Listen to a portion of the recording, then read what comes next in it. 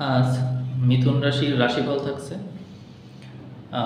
নভেম্বরের 22 তারিখ থেকে শুরু করে নভেম্বরের 26 তারিখ পর্যন্ত আমি রাশিফল দিব।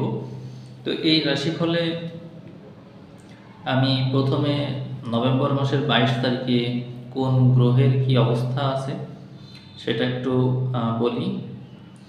নভেম্বরের 22 তারিখ থেকে নভেম্বরের যে 26 তারিখ, এই সময়ের ভিতরে গ্রহ নক্ষত্রের পজিশন মোটামুটি সব একই, কেবল চন্দ্রের অবস্থানটা পরিবর্তন দেখতে পাচ্ছি। অর্থাৎ চন্দ্র কর্কট থেকে ধীরে ধীরে এই 26 তারিখ পর্যন্ত কন্যাতে গিয়ে পৌঁছাবে। অর্থাৎ কর্কটে বুধের নক্ষত্রে আছে 22 তারিখে, এরপরে 26 তারিখে দেখা যাচ্ছে চন্দ্র হস্তা নক্ষত্রে আছে কন্যাতে।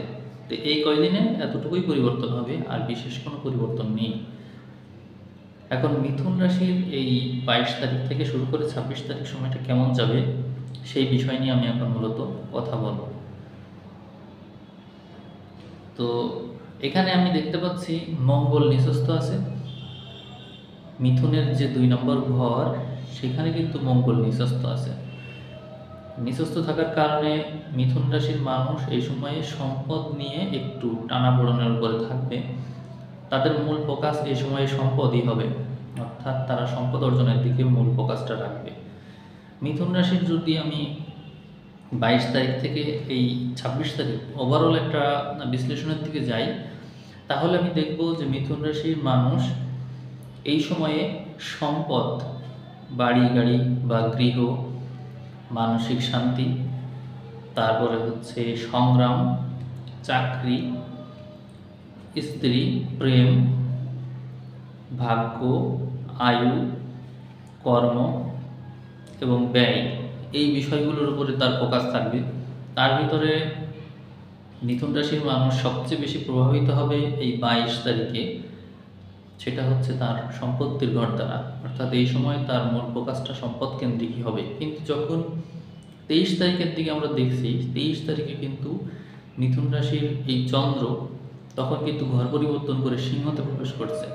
ফলে তার কিন্তু ফোকাসটা আস্তে আস্তে সরে গিয়ে কিন্তু এটা সিংহের ঘরে গিয়ে পরাক্রমের ঘরকে নির্দেশ করছে। এবং দেখতে পাচ্ছি 23 তারিখের পরে 24 তারিখেও কিন্তু সিংহতেই শুক্রের নক্ষত্রে চন্দ্রকে দেখা যাচ্ছে। এবং 25 তারিখে চন্দ্র কিন্তু চতুর্থে প্রবেশ করছে। অর্থাৎ এই মিথুন রাশির যে প্রচেষ্টার ঘরের পরের ঘর, অর্থাৎ হচ্ছে মানসিক শান্তির ঘর বা গৃহের ঘর, সেখানে প্রবেশ করছে।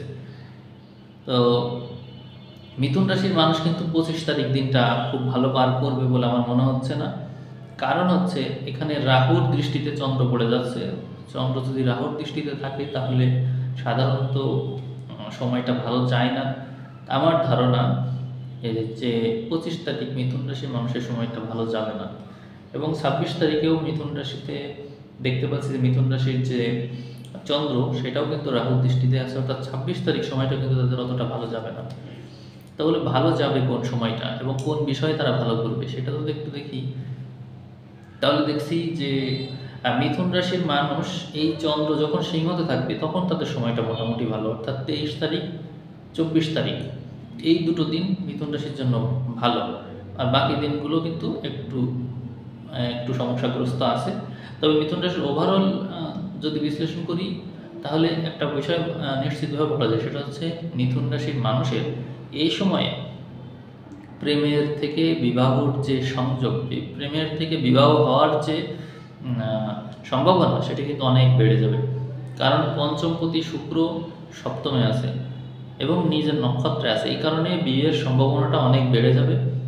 কিন্তু সপ্তমপতি দ্বাদশপতি ঘর বিনিময় করেছে, অর্থাৎ বৃহস্পতি শুক্র ঘর বিনিময় করার কারণে এই বিবাহ জাতককে একটু বাধার সম্মুখীন করবে। অর্থাৎ অতি সহজে যে বিবাহটা হয়ে যাবে তা কিন্তু হবে না, বাধা আসবে বিবাহে।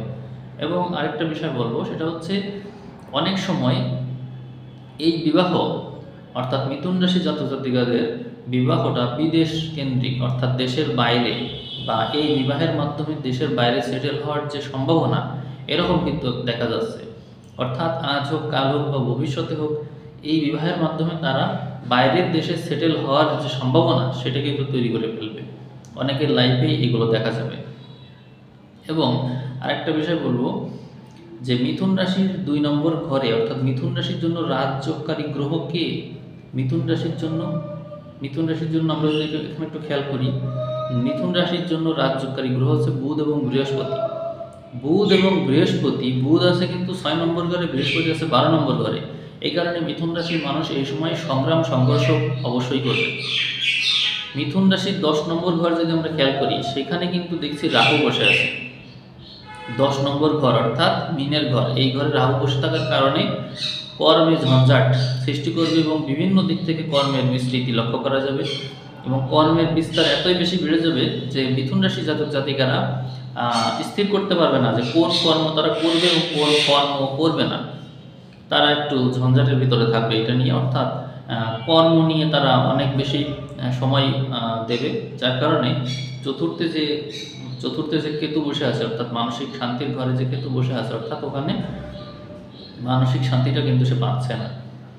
তার মানে আমরা এতটুকু বলতে পারি যে মিথুন রাশির মানুষ কর্মে ঝঞ্ঝাটের কারণে তার যে ব্যস্ততা বেড়ে যাবে, সেই কারণে তার ব্যয় বাড়বে এবং সম্পত্তি যা অর্জন করবে ম্যাক্সিমাম সে ব্যয় করে ফেলবে এবং মানসিক অশান্তিতে থাকবে, মানসিক দুশ্চিন্তাগ্রস্ত থাকবে। অর্থাৎ সে যা ইনভেস্ট করবে সেই ইনভেস্টের টাকা সে ফেরত পাবে কিনা এটা নিয়ে কিন্তু সে একটা দুশ্চিন্তায় পড়ে যাবে। এবং দেখতে পাচ্ছি যে চন্দ্র যে ঘর পরিবর্তন করছে, অর্থাৎ চন্দ্র কর্কট থেকে ট্রান্সফার হচ্ছে, ঘর চেঞ্জ করে সিংহতে যাচ্ছে, সিংহ থেকে যে হচ্ছে কন্যাতে যাচ্ছে। এই যে ঘরগুলো সে পরিবর্তন করছে, এর প্রভাব কিন্তু মিথুন রাশির উপর খুব ভালোভাবেই পড়বে। কারণ হচ্ছে মিথুন রাশির জন্য সম্পদের অধিপতি হচ্ছে চন্দ্র। সেই চন্দ্র যখনই ২ নম্বর থেকে সরে ৩ নম্বরে যাচ্ছে, তখন কিন্তু সে শনির দৃষ্টিতে পড়ে যাচ্ছে। শনির দৃষ্টিতে পড়ার কারণে শনি কিন্তু নবমপতি এবং অষ্টমপতি, তো নবম থেকে চন্দ্রের উপর দৃষ্টি থাকছে, যার কারণে এই সময়ে মিথুন রাশি জাতক জাতিকারা কিন্তু একটু টেনশনে থাকবে। একে তো ২ নম্বর ঘর যেটা মঙ্গল আছে, যেখানে নিঃস্ত, সেখানে চন্দ্র থাকার কারণে তাদের মানসিক উত্তেজনা বাড়বে, অর্থাৎ হচ্ছে তারা মেজাজ হারাবে, ঘন ঘন মেজাজ হারাবে। এবং যখন চন্দ্র সিংহতে প্রবেশ করছে, তখন শনির দৃষ্টির কারণেও কিন্তু তাদের ভিতরে ভয় ঢুকে যাচ্ছে বা ভিতরে হচ্ছে পিছুটান কাজ করছে। আবার যখন চন্দ্র চতুর্থ ঘরে যাচ্ছে, অর্থাৎ হচ্ছে কন্যাতে প্রবেশ করছে, তখনও কিন্তু তাদের রাহুর কারণে তাদের মানসিক টেনশনটা বৃদ্ধি পাচ্ছে। এর মানে একটা ওভারঅল প্রেডিকশন এটুকু বলা যায় যে ২২ তারিখ, ২৩ তারিখ, ২৪ তারিখ, ২৫ তারিখ, ২৬ তারিখ এই পুরোটা সময় কিন্তু এই মিথুন রাশির মানুষ বিভিন্ন দিক থেকে বিভিন্ন পরিস্থিতি তাদেরকে টেনে রাখবে। অনেক প্রেডিকশন হয়তো আপনারা এরকম শুনে থাকবেন যে মিথুন রাশির ভাগ্য ঘুরে যাবে। ভাগ্য ঘুরে যাবে বলতে মিথুন রাশি সব কিছু এতটা ইজি না। এই সময়ে মিথুন রাশির কোনো কিছুই এত ইজি না। মিথুন রাশির সব কিছুই বেশ কঠিন। এই সময় সব কিছু অর্জন করা বেশ কঠিন, কারণ বৃহস্পতি এবং শুক্র সপ্তম এবং দ্বাদশ অবস্থান, অর্থাৎ ঘর বিনিময় করে মিথুন রাশির জন্য যে রাজযোগকারী গ্রহ বৃহস্পতি, সে কিন্তু এই সময় বক্রী আছে। বক্রী থাকার কারণে মিথুন রাশির এই বৃহস্পতি ভালো ফল দিতে পারছে না। এবং অন্যদিকে বুধ কিন্তু ৬ নম্বর ঘরে আছে, ষষ্ঠ ঘরে আছে এবং শত্রু ঘরে আছে, যার কারণে বুধও ভালো ফল দিতে পারছে না। তাহলে মিথুন রাশির যে কর্মঘর থাকলো, কর্মঘর এবং চতুর্থ ঘর, কর্মঘরে রাহু বসে আছে, চতুর্থ ঘরে কিন্তু বসে আছে। সুতরাং মিথুন রাশির কর্ম এবং মানসিক যে স্থিতি, সেটা কিন্তু অনেক বেশি নেগেটিভিটিতে প্রভাবিত আছে। তাহলে এরকম একটা পরিস্থিতিতে মিথুন রাশির মানুষ ভালো সময় পার করবে কি করে? আমি বিভিন্ন রাশিফলে দেখি মিথুন রাশির মানুষের বিরাট সময় আসছে, ভাগ্য পরিবর্তন হচ্ছে, বা এই সময়ের ভিতরে এইগুলো ঘটবেই, এতগুলো পরিবর্তন আসবেই। কিন্তু আমি তো এখানে দেখতে পাচ্ছি হরোস্কোপে যে মিথুন রাশির সময়টা কিন্তু খুব বেশি ভালো না।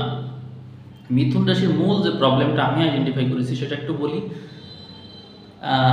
সাধারণত হরোস্কোপের ২ নম্বর ঘর থেকে মানুষের হচ্ছে আচার ব্যবহার বিচার করা হয়ে থাকে। তো মিথুন রাশির ২ নম্বর যে ঘর, কর্কটের ঘর, সেই কর্কটের ঘরে তো মঙ্গল বসে আছে এই সময়। ২ নম্বর ঘরে যদি কর্কটের ঘরে মঙ্গল বসে থাকে, তাহলে মানুষের ব্যবহারটা কেমন হয়? তার চোখে মুখে দেখা যাবে কি দুর্ব্যবহার বা হচ্ছে রেগে আছে বা মেজাজ ভালো না, এরকম একটা ব্যবহার কিন্তু তার ভিতরে দেখা যাবে। তো মিথুন রাশির মানুষ যদি এই সময় রেগে থাকে এবং দুর্ব্যবহার করে, তাহলে সে কর্মক্ষেত্রে ভালো করবে কিভাবে? সে তো অস্থিরতায় সেই সময়টা পার করবে, তাই না? তো এই জন্য মিথুন রাশির মূল যে প্রবলেম সেটা হচ্ছে তার আচার ব্যবহার। সে তার কারোর সাথে এই সময় মিলবে না, এবং কারোর সাথে যদি চিন্তাভাবনায় না মেলে এবং সে যদি একা হয়ে যায় ভিতর থেকে, তাহলে সেই ব্যক্তির অন্যান্য বিষয়াদি তো ভালো যাওয়ার কথা না। তার মানে তার সম্পদের যে ঘরটা, সেই সম্পদের ঘরটা যদি ভালোও থাকে, তারপরও সে এই যে সম্পদটা অর্জন করবে, অর্জনের জন্য তার যে মানসিক স্থিতি সেটা কিন্তু ভালো থাকছে না। মিথুন রাশির চতুর্থ ঘর অর্থাৎ কন্যা, সেখানে কিন্তু এই সময় কেতু বসে আছে। এখানে কেতু বসে থাকার কারণে এবং তার 2 নম্বর ঘর অর্থাৎ আচার ব্যবহারের ঘর, সেখানে মঙ্গল বসে থাকার কারণে তার কিন্তু এই সময় মানসিক স্থিতি ভালো থাকবে না, তার আচার ব্যবহারও ভালো হবে না। অন্যদিকে তার 6 নম্বর ঘরে লগ্ন, তার যে রাশির অধিপতি বুধ বসে আছে, সেখানে বসে আছে রবি। সুতরাং তার এই সময়ে তার আচার ব্যবহারে বা সংঘর্ষের জায়গায় কিন্তু বেশ প্রভাব পড়বে, অর্থাৎ এই সময় তাকে প্রচুর পরিশ্রম করা লাগবে, তার মানে অনেক খাটতে হবে তাকে। তার 7 নম্বর ঘরে আবার শুক্র বসে আছে নিজ নক্ষত্রে। এই শুক্র কিন্তু তার পঞ্চমপতি। তো পঞ্চমপতি শুক্র যখন তার রাশির উপর দৃষ্টি দিয়ে রাখছে, তখন কিন্তু তার ভিতরে আবার ইমোশনও কাজ করছে। এখন যেহেতু তার চতুর্থ ঘর বিপদে আছে, দশম ঘরে রাহু বসে আছে, এবং তার হচ্ছে যে দ্বিতীয় ঘর সেটা একটু ঝামেলায় আছে, তার মানে তার সপ্তম ঘরে যে শুক্র আছে, সেই শুক্রও কিন্তু ভালো ফল দিতে পারছে না। কারণ এই শুক্র তো 12 নম্বর ঘরের অধিপতি, এবং সে বৃহস্পতির সাথে ঘর বিনিময় করে, সপ্তম দ্বাদশ ঘর বিনিময় করে সে কিন্তু নেগেটিভ হয়ে গেছে। অর্থাৎ এই সময়ে মিথুন রাশি জাতক জাতিকারা যদি বিবাহ করে বিদেশের সাথে সেটেল করতে পারে, অর্থাৎ বিদেশে কোনো পাত্রপাত্রের সাথে যদি তার লিঙ্ক হয় বা এইভাবে বিবাহ করে, তাহলে সেটার পজিটিভ। কিন্তু দেশের ভিতরে এই যে বিবাহ বা এই সংযোগ, এটা কিন্তু পজিটিভ না। অর্থাৎ মিথুন রাশি জাতক জাতিকারা এই সময় রিলেশনশিপ থেকে যে বিবাহ, এইটা দিয়ে কিন্তু প্রভাবিত হবে, এবং এখান থেকে কিন্তু তারা আরও বেশি সমস্যাগ্রস্ত হয়ে পড়তে পারে। বিবাহের বা নারী ঘটিত বা পুরুষ ঘটিত কোনো ঝামেলায় পড়তে পারে, রিলেশন সংক্রান্ত কোনো ঝামেলায় পড়তে পারে তারা। এবং নবমে কিন্তু শনি আছে বসে, সে কিন্তু সেই রাহু নক্ষত্রেই আছে থাকার কারণে এই শনি জাতক জাতিকাদের যে ভাগ্য, সেই ভাগ্যটাকে সাপোর্ট যতটুকু দিতে পারছে, তার যে শত্রু, তার শত্রুকে মঙ্গল, সে মঙ্গল কিন্তু অষ্টম দৃষ্টি দিয়ে শনিকে দেখছে। সুতরাং এই মিথুন রাশি জাতক জাতিকাদের জন্য যতটুকু ভাগ্য আছে, সেটা কিন্তু মঙ্গলের নিজস্ব মঙ্গলের প্রভাবে শনি কিন্তু অতটুকু দিতে পারছে না। এই জন্য আমি মনে করি যে মিথুন রাশি জাতক জাতিকা এই সময়ে অন্য অন্য যে রাশিফলে বলা হচ্ছে যে মিথুন রাশির সময়টা খুবই ভালো, কিন্তু আমি ব্যক্তিগতভাবে তা মনে করছি না যে মিথুন রাশির সময়টা অনেক ভালো। মিথুন রাশিকে আমি আরও বলবো যে আপনারা সাবধানে পা ফেলুন এবং সতর্কতা অবলম্বন করে পথ চলুন। কারণ হচ্ছে এই সময়টা আপনার জন্য খুব বেশি ভালো না। এই সময়টা ভালো হবে কখন? ভালো হবে যখন আপনার এই মঙ্গলটা এখান থেকে সরে যাবে। মঙ্গল যখন এখান থেকে স্থান পরিবর্তন করবে, তখন আপনার সময়টা ভালো হয়ে যাবে। এবং বৃহস্পতি যখন ওইখান থেকে সরে আপনার মিথুনে চলে আসবে, বৃষ থেকে সরে বৃহস্পতি যখন মিথুনে আসবে, তখন আপনার সময় ভালো হবে। তারপরে বলবো যে আপনার শনি যেখানে আছে ওখানে ভালো আছে, কিন্তু শনি যদি তার ঘর পরিবর্তন করে, সেটাও খারাপ না, সেটাও ভালো ফলই দিবে। এবং আরেকটা গুরুত্বপূর্ণ বিষয় যে রাহু কেতুকে স্থান পরিবর্তন অবশ্যই করতে হবে। অর্থাৎ রাহু যে দশমে আছে, কেতু যে চতুর্থ ঘরে আছে, এইটা যদি স্থান পরিবর্তন না করে, তাহলে কিন্তু আপনার সময় ভালো হওয়া কঠিন হবে। আশা করি আপনারা আমার কথা বুঝতে পেরেছেন। আপনারা রাশিচক্রের যে ভিডিওগুলো দেখেন, সেগুলো দেখছেন ঠিক আছে, কিন্তু এই ভিডিওগুলো আপনারা দেখার কারণে বা উল্টাপাল্টা তথ্য ভিতরে নেওয়ার কারণে আপনারা আসলে কনফিউজড হয়ে যান যে আসলে সঠিকটা কী। আমি আপনাদের মনে হয় কিছুটা হলো বোঝাতে পেরেছি যে মিথুন রাশির সময় কিন্তু ভালো যাচ্ছে না। আমি হরস্কোপ দেখে যতটুকু বুঝছি, কন্যা রাশির ভিডিও তো আমি রাশিফল দিয়ে থাকি, মিথুন রাশিরটাও শুরু করলাম, তুলা রাশিরটাও শুরু করছি। তো আমি যতটুকু বুঝলাম মিথুন রাশির সময় ভালোর দিকে না।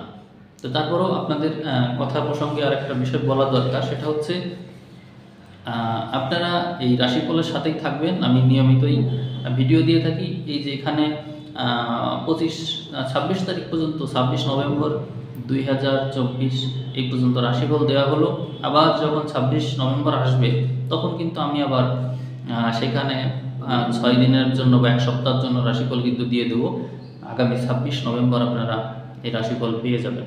তো আপনাদের কথা প্রসঙ্গে আরেকটা বিষয় বলা দরকার যে আমি এই যে এই ইউটিউব চ্যানেল এটা হয়তো মাস 1-2 আগে আমি এটা ওপেন করেছিলাম। ওপেন মানে হচ্ছে কি স্ট্রংলি স্টার্ট করেছিলাম। স্ট্রংলি স্টার্ট করার কারণে তখন আমি প্রতিনিয়ত ভিডিও দিতাম।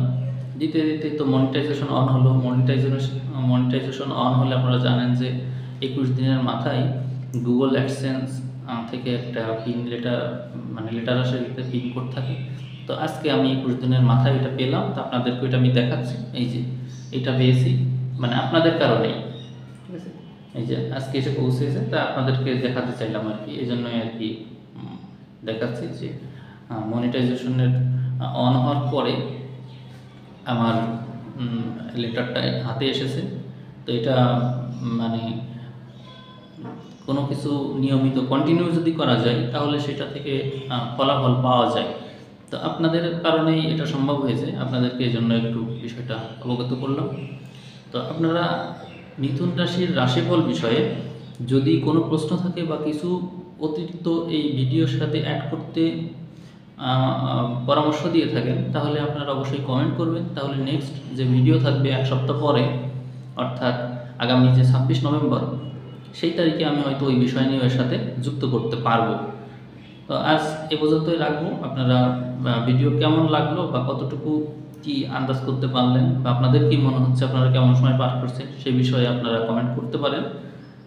আগামী 1 সপ্তাহ পরে আবার এই বিষয় নিয়ে আলোচনা হবে। ধন্যবাদ।